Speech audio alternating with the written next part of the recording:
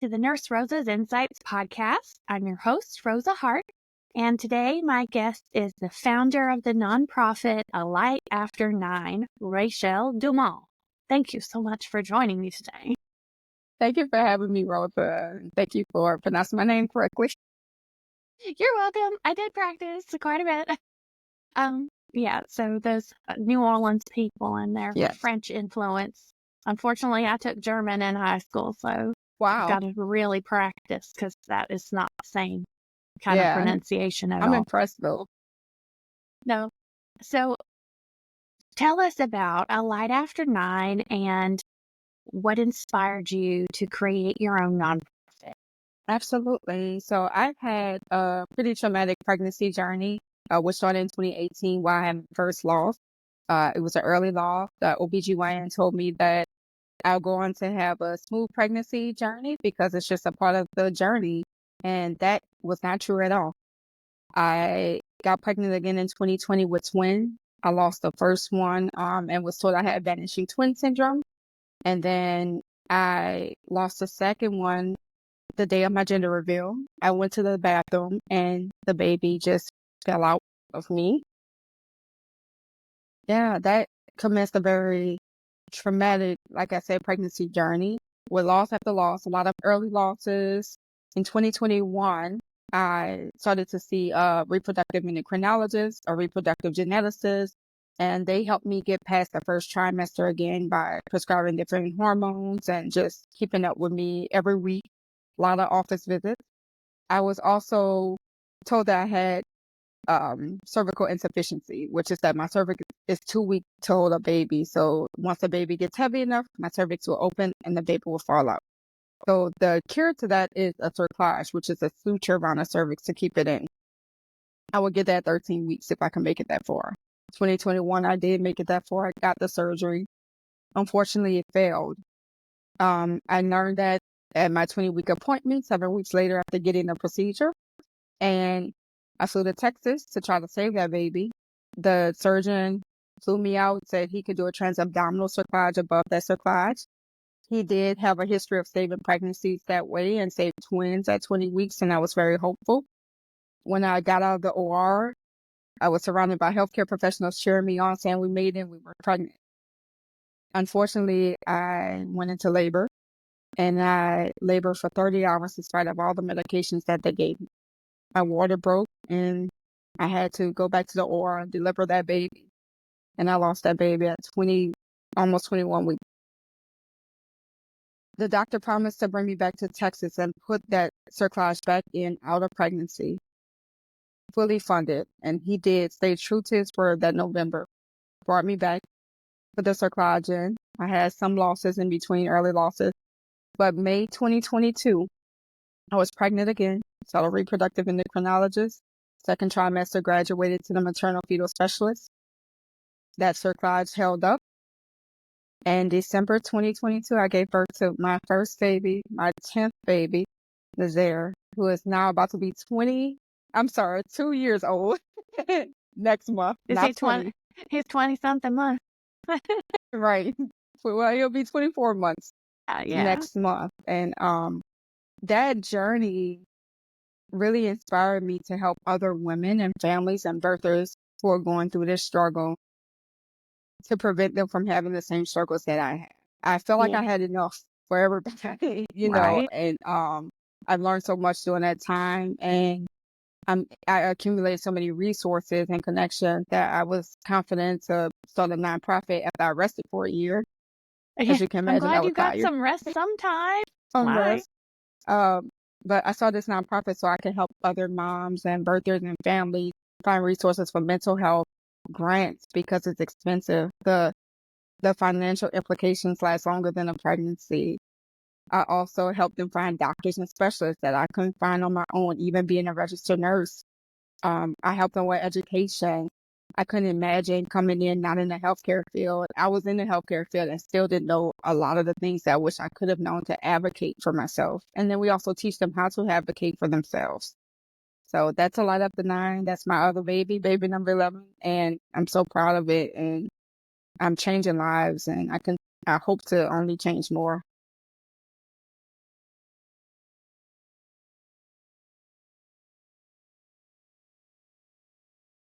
So we're still in this infancy. We're still in the startup phase. It's only been a few months. Right now we've been working with individuals and also creating a lot of partnerships at this point. So it's been a lot of work that I've done in the last few months.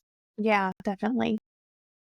Are there any key partners that you'd like to share in case that might be like nationally available that you'd Yeah, like to just give a shout out to in case someone's listening in another part of the country and you just want them to know that those things are out there? absolutely. So Marta Dimes, I really want to shout out Tamara and Marta Dimes with the Georgia chapter. She's amazing and just is so willing to help out any type of way with all things maternal care. I'm in the process of making partnerships with PSI. I just had a conversation last night with Black Women Wellness Center, and I'm working with Doula Bean. And shout out to all the amazing doulas out there. It's such an underused service, especially when it comes to pregnancy loss. And you guys are amazing. So it's so many people I've come across, and I hate that I'm forgetting everybody right now that you asked me. That's okay. It's so many people. The Melanin Initiative with Dr. Kim, she's been amazing and connecting me with so many people. So many people. I can't even name everybody. Well, that's good. That gives people a reason to want to, connect with you, to Yeah, be able to connect with your network, right? yeah, So, absolutely. so before we get to the $1 billion question, let's go ahead and talk about where can people connect with you if they are a mom or someone who wants to be a mom and wants to be able to learn from you, or if there's someone who wants to partner with you. What's the best way to get in touch with you right now as you get started? Absolutely. All avenues. You can go to our website, thelightafternoon.org. You can call us. You can DM us on social media. We're on TikTok, Instagram, Facebook, LinkedIn. You can send us a message. You can also send an email to us, and we're very responsive. So any avenue that you want to choose, you can reach out to us. And I wanted to make us very accessible because during a pregnancy journey, you have so much going on. I don't need you to be bottled down with how I'm going to find resources. We're that one-stop shop to help you help yourself. Yeah, that is awesome. I really love that. And I did have a pretty scary miscarriage myself, and I really appreciate that you're making this available. I thankfully had, some really supportive family, but it was really interesting to learn like the stigma around talking about miscarriage. And then Yeah. even I would say there's not as much stigma that I encounter now. Hmm. Mm, Let's see, I guess when this happened, that was like 9 years ago. Hmm. And so I wouldn't say it's like anybody would give you a hard time necessarily for talking about it or feeling bad. Um, it seemed like it was more like people just didn't know what to say. Yeah. And so it was uncomfortable to just bring it up because, like, I know my mom had talked about people sharing like they felt like a failure or something Yeah. if they had a miscarriage and weren't able to carry to term and things like that. I didn't feel that way. Hmm. Thankfully, it was just a freak accident kind of thing, but Yeah. I almost didn't make it. And so I was just thankful to survive. Yeah. But it was, I saw the difficulty in people's faces not knowing what to say, right? Because they Yeah. weren't sure how I was going to react, right? They would be wanting to comfort me, but then say, like, I don't know if I should even bring it up. Is she going to break down and cry? Because especially after you give birth, after you have a miscarriage, there's hormones as well, right? Where we're very emotionally labile as well, Hmm. contributing to all of the understandable feelings that go with that. And so, is there any advice that you would share with someone as far as like, I know somebody who had a miscarriage? What would you say is a good way they could offer support? That's an amazing question. And I think that is so under discussed and so important. especially like you said, it's such a emotionally volatile and not volatile, but Well, labile yeah, time, and the sometimes emotions volatile. can be volatile. They're just up It and can be. down all over the place. Yeah. Yeah, yeah, and it's hormones, and it's because it's grief. It's grief. So it's funny. I just had a conversation with the owner of Doula Bean, and she and I will be having a webinar next month talking about this because it's so many times that we were approached incorrectly, and a lot of times it's out of love. Most times it's Yeah. out of love and caring and concern, but as the victim, so to speak, you kind of have to just eat that and just be like, okay, well, justify it, but it still hurts. So there are things that you can do. One, if you're a partner, especially, partners are such a big part of the birthing process, especially during loss, but especially during a healthy birth. You're dependent upon. You're there. You're the rock. And it's a lot. Get mental health resources, reach out to therapists and counselors and talk to somebody and go through those emotions as well. Because you can address other people's emotions and things they're going through if you don't address your own. Well, And I don't wish be I and don't be shy about it and think you have don't be to shy about it. be thinking of harming yourself or anyone else in Yeah, order to ask for help. It's right, not about an emergency situation. You don't want to let right, things get there, right? Just right. head it off and get to your support, especially for those of us who are caregivers. Hmm. That's something we're notorious for, right? As Yes, nurses, not taking yes, care of ourselves because we're taking care of someone else. right. And it's not selfish, though. We've got to fill up. It is. It's the same principle as if when you're on a flight, right? They say you put the oxygen on yourself first because you're useless essentially if you're not taking care of yourself first. So you have to put that oxygen on yourself first. You have to address your own biases and grief and trauma surrounding the losses and the journey and whatever the role, the responsibility, all of it before you can help someone else. So I think that's just addressing your own mental health before you approach someone else is very important. Also having that open dialogue beforehand if you can. If you're someone like me who have recurrent losses, one of the things my friends did that I loved was them asking, if you have another loss, do you want us to bring it up? How do you want us to support you? Yeah. If you're pregnant, do you want us to celebrate? Right. What can we do? What can we do? Ask that person those questions if possible. And I love to encourage couples that they should get couples counseling before this journey or some type of counseling before this journey because you never know what's going to happen and how it will impact you. So try to take those avenues and uh, take advantage of those resources to kind of help facilitate those conversations. That's really good advice. So, might be giving some hints here as to what your answer to the $1 billion question might be. But, Rachel, if you were given a grant, and I know nonprofits are always applying for grants, right? Yes, our favorite thing to do Yeah, right? is give funding. Your new favorite hobby. Yes. If you were given a grant for $1 billion, how would you like to see that used to strategically meet the needs that you see to have the most sustainable impact? So I'll be remiss to not acknowledge Marcia Dime's latest report card. It's devastating. And it's the preterm births is just so high. We have a D, F in some areas of the United States.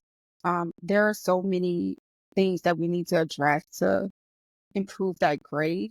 And so, Is that in comparison to other countries? Is that in just comparison to a standard or? yeah, so they actually broke it down in the United States and by state. The national average is a D minus, but certain states are compared to that. Like preterm births, nationally is like 10 point, a little over 10%. In Georgia, it's like 11. It's higher than the national average. So we have to address so many things. So with that $1 billion, one, I would address the maternal health deserts. So the care has to be widespread for maternal health. We need comprehensive maternal health centers, especially in underserved rural areas. So if you have a mom or birther who has to travel 2 hours and they have a high risk pregnancy, they may not make it, them or the baby. That's unacceptable. We need to have maternal health comprehensive centers near everybody who is giving birth. That should be a gift. You should be able to have access to care. And then we want to make sure we're training these providers in rural areas and in these underserved communities on high-risk pregnancies and how to care for them and have the appropriate specialties. So reproductive endocrinologists, geneticists, maternal fetal specialists, all of them should be available. So with that, we have to fund education, right? It's not cheap. So making sure we have enough healthcare professionals, nurses and doctors, radiologists, all of it. We have to make sure that we're aiding in that fund. I do want to also start a birth fund, whether it's to fund education, fund mental health resources, so counseling sessions, because we know that it takes a mental toll on everybody involved. Mom, birther, support system, everybody. And it's not cheap. We want to help pay for medical bills. We want to help pay for baby's needs if, they can't afford it. And then I also want to make sure we have enough funding for a decent amount of time off of work. Why are we going back to work after 3 months? The rich for hemorrhage is 6 months to a year. 3 months would be the luxurious end, wouldn't you say? The 12 weeks? Don't we both know a whole lot of people who go back to work after 6 or 8 weeks? Oh, I know 2 weeks. I know people that went 2 weeks. Oh, for sure. But I would say, there are so many that you would think that they would have benefits that would at least cover up to 12 weeks, but it requires you to take vacation time. And if you had to use any of that vacation time in the preparation for birth process, then you don't have it. Right. Or it has to be used for the first 2 weeks of your leave, and then you have none after that. So And then that's it. And what if you don't have that?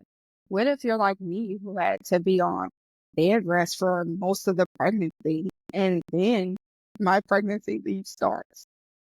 How am I going to support myself? How am I going to eat? How am I going to feed my family? There's so many issues that comes along with a lack of funding for time off. And then even if you as the birther gets time off, what about your partner?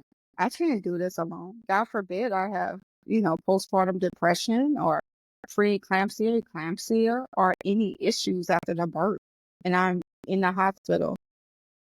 My partner doesn't even have time off, or if they do, it's a couple of weeks.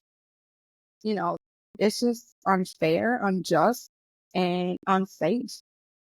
So, and it's not within the norms of other developed countries even. Right.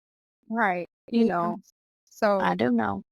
It's so many layers, to this. While we're putting plugs out here, can we also just put something in here for somebody to create a standardized FMLA form that can be filled out really easy with extraction from the patient's record without a whole bunch of doctors throwing it from one to the other of, oh, it's not my job, it's your job. It's the endocrinologist, it's the PCP, it's the OBGYN.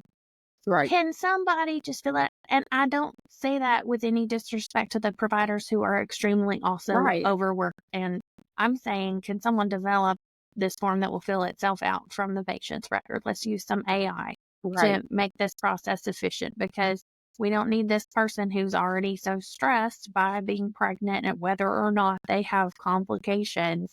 Having all this rigmarole about how to fill out their FMLA paperwork that's only going to their job and not even get them paid. Right.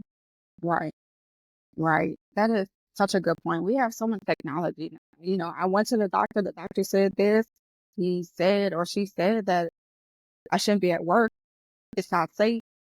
Extract the information. It's already there. I already had the visit. But not all FMLA paperwork is the same, and it's not standardized. I really wish it was, just for then it would be faster to fill it out if they all at least look the same. Right. You Right. know where the lines are to fill out Right. It instead of really having should to be. figure it out like a puzzle every time. Right. Right. It should be much easier, for us to not only get the care that we need, but to take the time off to have a safe journey, as safe as possible. We shouldn't be Yeah. fighting after we get a diagnosis, like potential threat of miscarriage, or Yeah. And miscarriage is dangerous. Let's just it is. revisit the fact that most, like, pregnancy and giving birth is one of the most dangerous things that a woman can do for her It is. own safety. Like, I'm just a full transparency. I had to repeat the pediatrics and OBs semester of nursing school because I didn't pass by 1 point the first time. So I Hmm. had to learn a second time all over again every way you can die in childbirth or due to a complication during pregnancy, which Right. did not make my next pregnancy very stress-free. But Right. but it just goes to show, like, we have to take safety seriously in Yeah. order to protect mothers during pregnancy, to prevent those complications, or at least recognize them when they're happening Right. so that they can have a good recovery. Right. I 100% agree. The last portion of the money, I would definitely use it. And I was just thinking about this today. We're so advanced, our technology is so advanced, but we need to have a monitoring system at home where we can identify certain risks, preeclampsia, possible bleeding risk, issues with the placenta, issues with kicking, like if the baby isn't moving at a certain time. We need to be able to identify these risks and have a centralized station, whether it's at the local hospital or clinic, for somebody to monitor these things so we could immediately address them and save women, also save babies as well. Are you aware of any like digital therapeutics companies that are already offering this service, like even on a small scale? I haven't. I know there are some companies who just offer general vital sign, blood sugar, glucose type monitoring systems that their doctors can also monitor. I haven't heard of those that could monitor maternal health issues or maternal trauma issues. Not to say they aren't out there. I just don't know. If they are, though, they need to reach out to you, right, Yes, Rachel? please reach out to me. I would love to collaborate Because and she partner. wants to know you. Yes, yes. This is a game changer. That's right. That would be incredible if it's already out there and just needs to be scaled up. Yeah. The more we get together, the happier we'll be. Yes, networking. Network. Well, I think that's amazing. Did we cover all of the pieces? I kept interrupting. No, I think we did. I think we did. Okay. Well, thank you so much for sharing your vision with us. Thank you so much for using your journey to help others. And while you are celebrating your own success with your 10th baby. So I hope that you have a wonderful, successful time building this nonprofit and are Thank you. able to pay it forward to all these other moms out there and partners Absolutely. of all kinds. Thank you so much, Rosa. And thank you for being vulnerable and sharing your experience. It's not easy to talk about at all. So I really want to thank you for your vulnerability and sharing that. Well, It takes a you lot. too. Well, and building, yeah, and you built a nonprofit around your own. Yeah. So, I mean, the least I can do is share mine once, right? Yeah. So, thank you for putting yourself out there. You're a treasure and a blessing. And Thank you. remember, if you want to get connected, go to alightafter9.org or follow her on social media. I'll put it in the show notes so you can just click to connect. And if you've enjoyed this episode of the Nurse Rosa's Insights podcast, you may be interested in more of them. So on this podcast, I interview healthcare stakeholders about what they see as solutions and how they want to meet the needs that they are seeing. Anybody can complain, but this is a place where we talk about ways to solve problems. So if you have an idea, feel free to reach out, and I will see you in the next episode.